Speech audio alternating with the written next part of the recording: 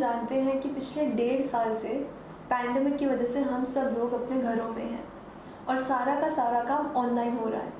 तो ऐसी सिचुएशन में एक प्रॉब्लम जो मैं एक स्टूडेंट होने के नाते फेस कर रही हूँ, और मेरे जैसे बहुत सारे स्टूडेंट्स हैं जो मुझे सुनने में आता है अपने फ्रेंड्स से, इवन मुझसे बड़ी उम्र के लोग, मुझसे छोटी उम्र के लोग, सभी में ही एक ये प्रॉब्लम बहुत आ रही है कि स्ट्रेस से कैसे कोप किया जाए।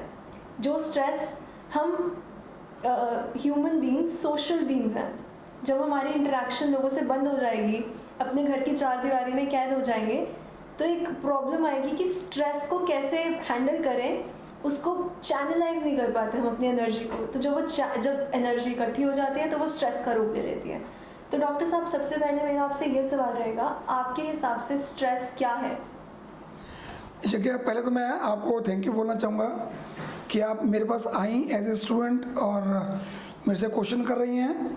ये मेरे लिए सौभाग्य का विषय है कि मेरे बच्चे ये उम्मीद करते हैं कि एज ए डॉक्टर मैं आपको कुछ गाइड कर पाऊँ, तो ये मेरा सौभाग्य है। बड़ी बात है स्ट्रेस की। बात केवल महामारी की नहीं है, बात केवल ये जो 1.5 साल का पीरियड है उसकी नहीं है।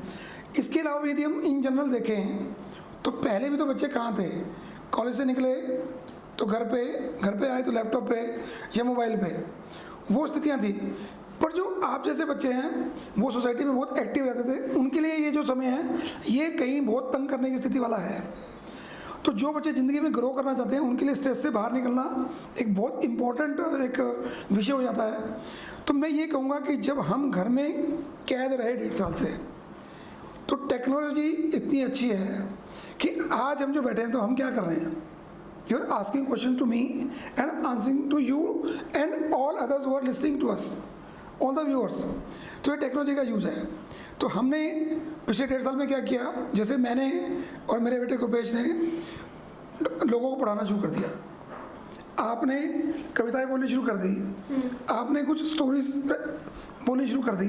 तो उसका मतलब क्या हुआ कि ज़िंदगी में जो मैंने सीखा, क्या मैंने बांटा। जब हम कुछ बांटते हैं तो स्ट्रेस अपने आप कम होता है। जब अच्छे अच्छे कमेंट्स आते हैं तो स्ट्रेस अपने आप कम होता है।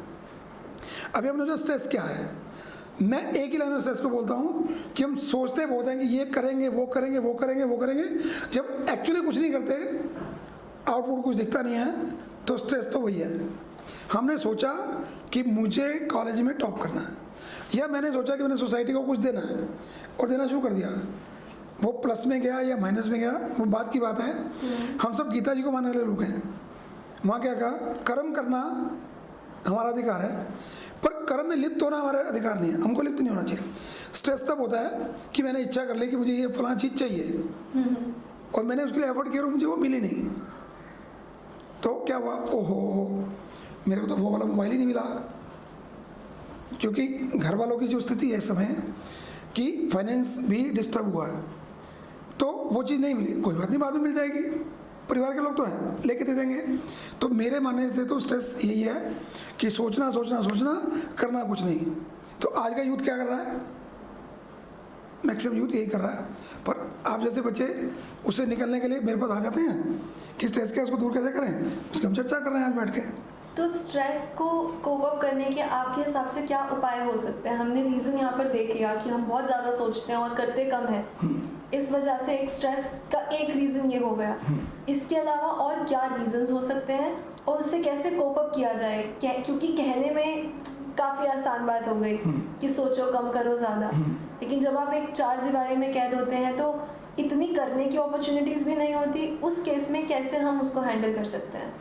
देखिए, स्ट्रेस के कारण क्या हैं, पहले उस पर जाते हैं। यदि मेरी डाइट ठीक नहीं है, मेरी मतलब जो भी हमें सुन रहा है, जब एनर्जी लेवल लो होता है तो एक्शन का लेवल भी लो होता है। दूसरा क्या है कि मेरी इच्छाएं बहुत ज़्यादा हैं, वो इच्छाएं पूरी नहीं हो सकती। सारी इच्छाएं तो किसी की भी पूरी नहीं हो सकती, मतलब शायद भगवान जी की भी पूरी नहीं हुई होंगी, तो हमारी कैसे पूरी होंगी। उसके बाद क्या कारण है कि कुछ लोग ऐसे होते हैं, हमारे आसपास के लोग ऐसे होते हैं जो बिना बात के हमको इरिटेट करते रहते हैं। अब वो जो इरिटेटिंग फैक्टर्स हैं उनसे दूर रहना है। उसके अलावा क्या है कि मेरा कोई एक टारगेट है लाइफ का, उस टारगेट को पूरा करने के लिए मुझे कुछ लोगों की ज़रूरत है उसमें, क्योंकि सब काम मैं अकेले कर लूँगा ये पॉसिबल नहीं होता। पर इस पेंडेमिक में, इस महामारी में वो सब लोग कहीं कहीं उलझे हुए हैं, कहीं कहीं फंसे हुए हैं। तो हमको क्या करना, उसका दूसरा अल्टरनेटिव क्या हो सकता है। मैं आपको एक एग्जांपल देता हूँ कि मेरे 3-4 दोस्त हैं डॉक्टर्स, वो सब सिंगर हैं। सबने क्या प्लानिंग की कि वो अपने अपने घर से एक जूम मीटिंग से उन्होंने सबने गाना गाना शुरू किया और सबके वीडियो बनाई और म्यूजिक साथ में था। तो वो इतना अच्छा वीडियो था कि मुझे लगा भाई ये तो क्रिएटिविटी हो गई।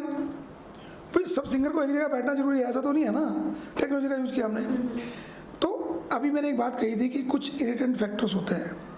सपोज आपके पड़ोस में कोई फैक्टर है, हो सकता है आपके घर में ही हो, आपको पढ़ते हुए टीवी की आवाज़ नहीं चाहिए, पर आपका भाई क्या वो टीवी चला के बैठता है ऊँची आवाज़ में और आपको लग रहा है कि क्या करूँ। पहले तो हम क्या करेंगे, उसको प्यार से समझाएंगे, भाई मेरा टाइम है पढ़ने का, तू छोड़ दे। नहीं मानना, पापा से खिलाएंगे, मम्मी से खिलाएंगे, फिर भी नहीं मानना तो फिर उसको इरिटेट करेंगे ताकि उसको समझ में आए कि मुझे जब तुम पढ़ते हो तो मुझे भी टीवी अच्छा लगता है, तो क्या होगा, बैलेंस बनेगा वहाँ से। तो उस इरिटेंट फैक्टर्स को हमने दूर करना होता है। हंसी मजाक भी करना है, सबसे बड़ा काम है खेलना कूदना मस्ती करना। जरूरी नहीं है कि सब काम हम बाहर जाके करें। जैसे लॉकडाउन खुलना शुरू हुआ, अनलॉकडाउन की स्थिति आई है, एक वर्ड क्रिएट हुआ इन दिनों में, नॉर्मल तो वर्ड होता ही था, न्यू नॉर्मल एक वर्ड आ गया। यानी कि हमको न्यू नॉर्मल में क्या है कि बहुत सारी चीज़ें ऐसी हैं कि मास्क लगाना जरूरी है, चाहे सांस लेने दिक्कत हो रही है पर इन्फेक्शन ना हो उसके लिए मास्क लगाना जरूरी है। दूसरा क्या है कि टेक्नोलॉजी का उपयोग मैक्सिमम करना पड़ेगा, आईटी का उपयोग ज़्यादा करना पड़ेगा। तो ये जब चीज़ें, इनसे ही हमको जीवन जीना है, स्ट्रेस अपने आप दूर होना शुरू हो जाएगा उससे। डॉक्टर साहब, शुरुआत में आपने एक डाइटिंग वाला पॉइंट मेंशन किया था, मैं चाहूँगी कि आप इस पर थोड़ा सा और एलैबोरेट करें। देखिए मैक्सिमम बच्चे क्या खाते हैं, मैं आपसे क्वेश्चन पूछता हूँ क्या कि मैं आपसे पूछता हूँ कि सबसे अच्छा क्या लगता है आपको खाने में? Junk food. जंक फूड में क्या? मैगी हो गई, मोमोज हो गए। और क्या अच्छा लगता है? और पास्ता, पिज्ज़ा। घर का खाने में क्या अच्छा लगता है? राजमा चावल। देखो अब यहीं पे बात जुड़ती है। यदि मैं आयुर्वेद की बात करूं कि हमारा जो शरीर बना है वो बना आहार से, यानी डाइट से बना है।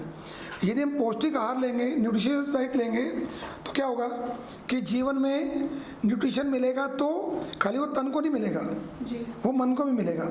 जब ब्लड सर्कुलेट करेगा तो हार्ट को भी मिलेगा और ब्रेन को भी मिलेगा।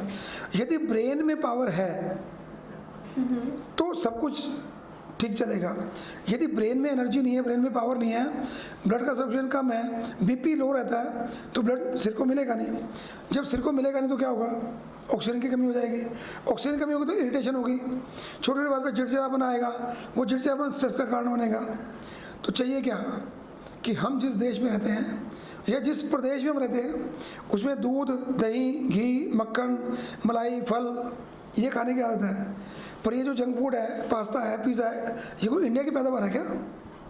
ये मोमोज का इंडिया की पैदावार है क्या? तो हम भारतीय परिधान में रहें और भारतीय खान पान खाएँ तो कब होगा? आप देखिए, जिस बच्चे के नाम से हमारे देश का नाम भारत है, वो भारत छोटी सी आयु में गाय को बचाने के लिए शेर से लड़ पड़ते हैं। कैसे लड़ पड़ते हैं? क्योंकि उनका तन भी स्ट्रॉन्ग था और मन भी स्ट्रॉन्ग था। नहीं तो एक बच्चा क्या शेर से लड़ सकता है क्या? तो इसलिए डाइट का बहुत इंपॉर्टेंट रोल है। और स्ट्रेस की अगर हम बात करें तो स्ट्रेस की वजह से कई बार हमें फिजिकल सिम्टम्स बहुत दिखाई देते हैं। बात आमतौर पर जब हम स्ट्रेस के बारे में सुनते हैं तो लगता है सिर्फ एक मेंटल प्रेशर पड़ता होगा, सिर्फ मेंटल सिम्टम्स दिखते होंगे, पर फिजिकली भी बहुत सारे सिम्टम्स होते हैं। तो उसके ऊपर आप क्या कहना चाहेंगे? देखो मैं एक बात बोलता हूँ, हम जो पूरे दिन में खाना खाते हैं उससे जो एनर्जी जनरेट होती है उसकी मैक्सिमम कंजम्पशन कौन करता है? शरीर, ब्रेन। हम ये मान के चलें कि मोर देन 70% जो एनर्जी यूज होती है वो ब्रेन से होती है। क्योंकि ब्रेन सारा दिन सोचता रहता है। कोई बोलता है 30,000 विचार आते हैं, कोई बोलता है 60,000 विचार आते हैं पूरे दिन में। जो वो विचार कहाँ से आ रहे हैं?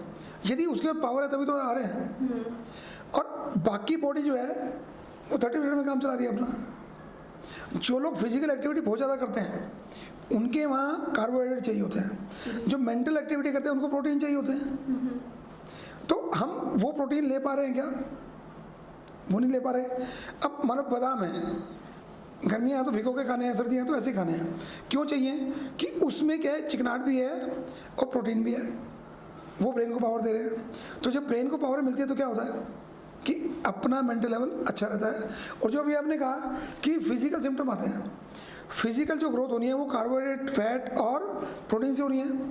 तो हमारी डाइट में वो जब चीज़ें नहीं होती और जब दिमाग ज़्यादा सोचता है और नेगेटिव सोचता है तो नेगेटिविटी भी तो बढ़ती है। आपको फीवर का सिम्टम आ सकता है, आपको टायर्डनेस का सिम्टम आ सकता है, आपको बैक का सिम्टम आ सकता है, आपको लेग्स पेन हो सकती हैं, क्रैम्प्स आ सकते हैं। क्यों? अरे एक जवान बच्चा जिसकी एज 20 साल है वो बैठता कैसे है? बैठना कैसे चाहिए सीधा? क्यों नहीं बैठ पाता? क्योंकि सारा दिन क्या है, ब्रेन वर्कआउट कर रहा है और सोच सोच सोच सोच चले जा रही है और इससे एनर्जी कम हो जाती है। जब एनर्जी कम होगी तो ये सब सिम्टम दिखने शुरू हो जाएंगे। तो एक एंड नोट पर आप मेरे हम उम्र के लोगों को स्ट्रेस से कोप करने के लिए क्या कहना चाहेंगे? देखिए, मैंने ये कि अभी आपको शुरू में भी कहा कि पहला नोट तो यही है कि हमारी डाइट प्रॉपर चाहिए, जी, एनर्जेटिक डाइट चाहिए। जंक फूड को जितना कम कर सकें उतना अच्छा। पर क्या है कि ट्रेंड में है तो वंस इन ए वाइल कभी आपने खा लिया, कभी पार्टी फंक्शन में खा लिया तो चलेगा, पर इन रूटीन उसको ना खाएं। दूसरी बात, हम मेडिटेशन करना शुरू करें। अब मेडिटेशन ये नहीं मैं कह रहा कि आप 1 घंटा आंखें बंद करके और यूँ बैठे रहिए।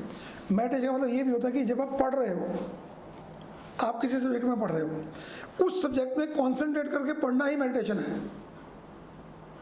अब लोग क्या लगता है मेडिटेशन तो बाबा जी का काम है, जो बूढ़े होंगे तब करेंगे।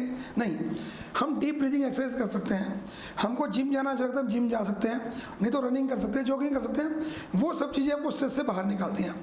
फिर अच्छे दोस्तों में बैठना, जैसे आप सोशल एक्टिविटी में जाती हो, किसी नाटक में पार्टिसिपेट करती हो, जब आप नाटक में कोई रोल प्ले कर रहे हो तो अब आप यज्ञ नहीं होती है, तो क्या होती हो? किरदार होती हो। तो वो किरदार में जाते क्या यज्ञ गुम हो जाती है कहीं पे, वो किरदार जीवित हो जाता है।